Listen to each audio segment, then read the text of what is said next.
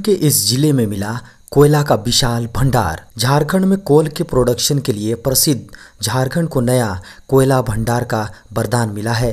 सब कुछ ठीक रहा तो बहुत जल्द इस खदान से कोयले का प्रोडक्शन होगा। कोयले का ये खदान रामगढ़ जिला में स्थित सीसीएल रजरप्पा इलाके में मिला है, जिसको नया वरदान भी माना जा रहा है। बता दें कि सीएम पीडीआई द्वारा रजरप्पा इलाके के विभिन्न हिस्से में किए जा रहे ड्रिलिंग के दौरान कोयले के नए विशाल भंडार का पता चला है। कोयला के नए खदान के मिलने की पुष्टि सीसीएल ने भी की है। खबरों को माने तो केवल ड्रिलिंग से कोयले के भंडार का पता चला है। प्रोजेक्ट खोलने के लिए कागजी प्रक्रिया चल रही है। इस प्रक्रिया के तहत ग्राम सभा का आयोजन होगा, साथ ही प्रदूषण नियंत्रण बोर्ड से क्लियरेंस लिया जाएगा। उसके बाद यहां से कोयले का प्रोडक्शन शुरू कर दिया जाएगा।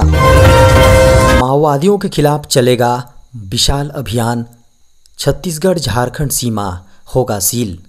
झारखंड छत्तीसगढ़ बॉर्डर को सील किया जाएगा और माओवादियों के खिलाफ एक बड़ा अभियान शुरू किया जाएगा। इस अभियान में झारखंड और छत्तीसगढ़ के सुरक्षा बलों को शामिल किया जाएगा।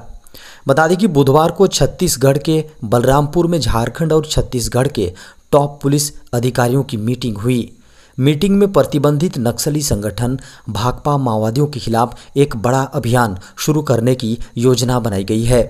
लोकसभा चुनाव और छत्तीसगढ़ विधानसभा चुनाव को लेकर बॉर्डर इलाके में सुरक्षा के कड़े इंतजाम करने की प्लान तैयार की गई है। वहीं मीटिंग के दौरान चुनाव की तैयारियों को लेकर भी चर्चाएं हुई। मीटिंग में अपराधी नक्सली शराब तस्कर उपद्रवियों के खिलाफ कार्रवाई की प्लान तैयार की गई।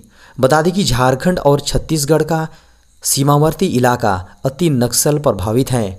दोनों राज्यों की सीमा लगभग 150 किलोमीटर लगी हुई है। इसी सीमा पर बूढ़ा पहाड़ भी है। मीटिंग में दोनों राज्यों ने नक्सलियों और अपराधियों की लिस्ट को शेयर किया है। झारखंड के मुख्यमंत्री हेमंत सोरेन ने प्रधानमंत्री को लिखा चिट्ठी। झारखंड के मुख्यमंत्री श्री हेमंत सोरेन ने देश के प्रधानमंत्री नरेंद्र मोदी को पत्र लिखा है। इस पत्र के जरिए मुख्यमंत्री हेमंत सोरेन ने प्रधानमंत्री से आदिवासियों के सरना धर्म कोड की मांग पर जल्द और सकारात्मक निर्णय लेने का आग्रह किया है। बता दें कि इस बात की जानकारी झारखंड के मुख्यमंत्री हेमंत सोरेन ने स्वयं एक्स यानी ट्विटर हैंडल पर दी है। मुख्यमंत्री हेमंत सोरेन ने लेटर की फोटो शेयर की है और पीएम को टैग करके अपनी बातें कही हैं। मुख्यमंत्री हेमंत सोरेन ने प्रधानमंत्री से आग्रह किया है कि देश के करोड़ों आदिवासियों के हित में सरना धर्म कोड की मांग पर जल्द और पॉजिटिव निर्णय लें। इसके साथ ही मुख्यमंत्री ने पीएम मोदी पर भरोसा भी जताया कि वे सरना धर्म कोड का प्रावधान सुनिश्चित करेंगे। मुख्यमंत्री हेमंत सोरेन ने पत्र ट्वीट करते हुए लिखा है कि देश का आदिवासी समुदाय पिछले कई वर्षों से अपने धार्मिक अस्तित्व की रक्षा के लिए जनगणना कोड में प्रकृति पूजक आदिवासी सरना धर्मावलंबियों को शामिल करने की मांग को लेकर संघर्षरत है। झारखंड में अगले साल शुरू हो जाएगा 800 मेगावाट बिजली का प्रोडक्शन। पूरे झारखंड में लगातार हो रही बिजली की कटौती अगले वर्ष से कम हो सकती है, क्योंकि आने वाले साल से पतरातू में बन रहे पावर प्लांट से 800 मेगावाट बिजली का प्रोडक्शन शुरू हो जाएगा।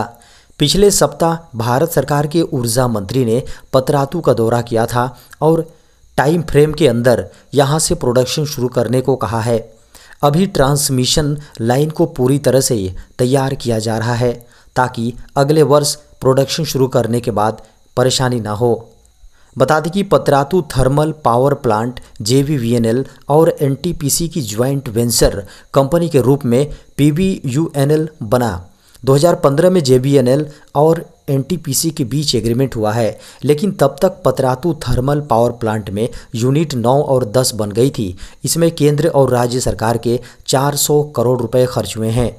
बता दें कि एनटीपीसी से एग्रीमेंट करने के बाद एनटीपीसी ने पहले से बने प्लांटों के स्थान पर ही नए प्लांटों का निर्माण करवा दिया। इससे पहले से जो बिजली राज्य को मिल रही थी वो भी बंद हो गई है। केंद्रीय कर्मचारियों के लिए बड़ी खुशखबरी, 1 जुलाई से मिलेगी बढ़ी हुई सैलरी।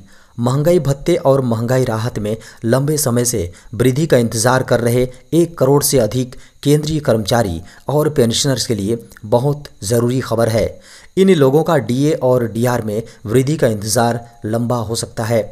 दरअसल मीडिया की पहले खबरें आ रही थीं कि सरकार महंगाई भत्ते और महंगाई राहत में इसी महीने सितंबर में वृद्धि का ऐलान कर सकती है। इसके बाद नई खबरें आई हैं कि सरकार नवरात्रि पर केंद्रीय कर्मचारी और पेंशनर्स को डीए और डीआर में हाइक गिफ्ट दे सकती है। लेकिन अब खबरें आ रही हैं कि सरकार को डीए डीआर हाइक में मंजूरी देने में अभी कुछ और वक्त लग सकता है। हालांकि दिवाली से पहले महंगाई भत्ते और महंगाई राहत में वृद्धि के ऐलान के पूरे आसार हैं। फिलहाल सरकार की ओर से महंगाई भत्ते में वृद्धि के ऐलान की तारीख को लेकर कोई अपडेट जारी नहीं किया गया है, लेकिन इतना तय है कि इसमें वृद्धि का ऐलान जब भी हो बढ़ी हुई दर 1 जुलाई 2023 से ही लागू माना जाएगा और उनको इसका एरियर भी दिया जाएगा। सब कुछ ठीक रहा तो केंद्रीय कर्मचारियों को नवंबर महीने में वृद्धि, जी हां, बढ़ी हुई सैलरी मिल सकती है। झारखंड के कई जिलों में 30 सितंबर तक भारी बारिश का अलर्ट। झारखंड में एक बार फिर मौसम ने करवट बदल ली है। झारखंड के कई इलाके ऐसे हैं जहां बीते 24 घंटे से रुक रुक कर तेज बारिश भी हो रही है। मौसम विभाग द्वारा जारी पूर्वानुमान खबरों को माने तो आने वाले दिनों में पूरे झारखंड में नहीं बल्कि गिरिडीह, गुमला और लोहरदगा, साथ ही राजधानी रांची के कुछ इलाकों में बारिश होने की संभावना है। मौसम विभाग के अनुसार 2 अक्टूबर यानी गांधी जयंती को भी झारखंड में लगभग सभी इलाकों पर बारिश होगी। मौसम विभाग की माने तो गर्जन और वज्रपात को लेकर येलो अलर्ट भी जारी किया गया है। मौसम विभाग ने कहा है कि साइक्लोनिक सर्कुलेशन का इफेक्ट झारखंड में देखने को मिल रहा है। सबसे अधिक बारिश 52.2 मिलीमीटर दुमका में रिकॉर्ड की गई है और सबसे अधिक तापमान 34 डिग्री सेल्सियस गढ़वा में रिकॉर्ड किया गया है। खबरों को माने तो झारखंड में वज्रपात की संभावना है। इसे लेकर मौसम विभाग ने लोगों से अलर्ट रहने की अपील की है।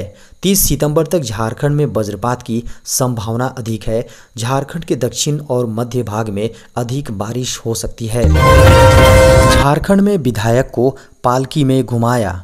झारखंड के साहेबगंज से बड़ी खबर है। साहेबगंज जिले में सड़क निर्माण का शिलान्यास करने पहुंचे विधायक को ग्रामीणों ने गाजे बाजे के साथ पालकी में बैठाकर पूरे गांव में घुमाया।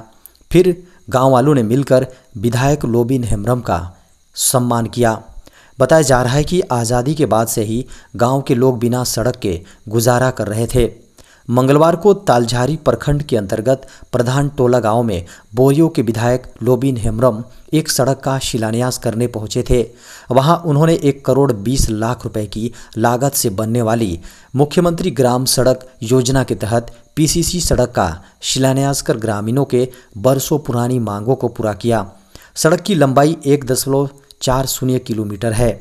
वहीं प्रधान टोला गांव के दर्जनों आदिवासी ग्रामीणों ने सबसे पहले अपने विधायक लोबिन हेम्ब्रम को आदिवासी रीति रिवाज और पुष्प का माला पहनाकर जोरदार तरीके से वेलकम किया। इसके बाद ग्रामीणों ने विधायक को पालकी में बैठाकर संथाली परंपरागत तरीके से पूरे गांव में घुमाया।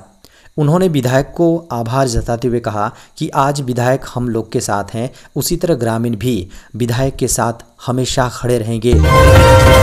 15वीं किस्त में इन किसानों को नहीं मिलेगी रकम। प्रधानमंत्री किसान योजना के तहत देश के लाखों किसानों को लाभ मिल रहा है। इस योजना के तहत हो रही आर्थिक मदद से किसानों को काफ़ी लाभ मिल रहा है। योजना के तहत 14वीं किस्त पहले ही वितरित की जा चुकी हैं। 15वीं किस्त के लिए इंतजार चल रहा है। खबर है कि 15वीं किस्त में लाभार्थियों को लिस्ट में, जी हां, लाभार्थी के लिस्ट में कटौती की जा रही है। दरअसल पीएम किसान सम्मान निधि के तहत किसानों को हर वर्ष 6,000 रुपये मुहैया कराए जाते हैं। ये रुपये किसानों को किस्तों में जारी किए जाते हैं। हर एक किस्त में किसानों को 2,000 रुपये जारी किए जाते हैं। एक वर्ष में कुल 3 किस्तें मिलती हैं। जो किसान पीएम किसान सम्मान निधि का गलत तरीके से लाभ उठा रहे हैं, उन्हें इस लिस्ट से बाहर का रास्ता दिखाया जा सकता है। इस प्रक्रिया से आगामी किस्त में कम लाभार्थी हो सकते हैं। जिन किसानों ने अपना EKYC यानी इलेक्ट्रॉनिक नॉन योर कस्टमर पूरा नहीं किया है, वे भी स्वयं को सूची से बाहर समझ सकते हैं। अपना स्थान सुरक्षित करने के लिए इस चरण को प्राथमिकता देना बेहद महत्वपूर्ण है।